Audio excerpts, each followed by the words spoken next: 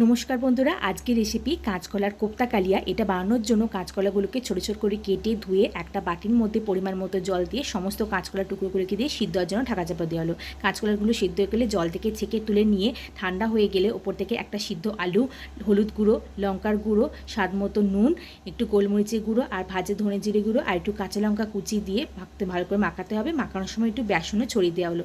মাখানো হয়ে গেলে কড়াইতে সর্ষের তেল দিয়ে কাঁচকলা মাখাটা কোপ্তা আকারে গরম তেলের মধ্যে ভাজিয়ে দিতে হবে। এবার লাল লাল করে ভেজে নিয়ে সমস্ত কোপ্তাগুলো তুলে নিতে হবে।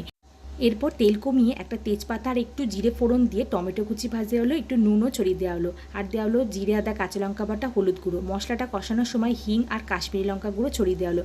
কষানো হয়ে গেলে পরিমাণ মতো জল দিয়ে আর তার মধ্যে নুন ছড়িয়ে দিয়ে ঝোলটা খানিকক্ষণ ফুটতে দেওয়া হলো। ফুটে গেলে ভাজা কোপ্তাগুলোকে দিয়ে নাড়ি চাড়িয়ে আর একটু ফুটিয়ে নেওয়ার পর শেষে একটু ঘি আর গরম মশলা গুঁড়ো ছড়িয়ে নাড়ি চালিয়ে নিলেই কাঁচকলার কোপ্তা কালিয়া একদম রেডি।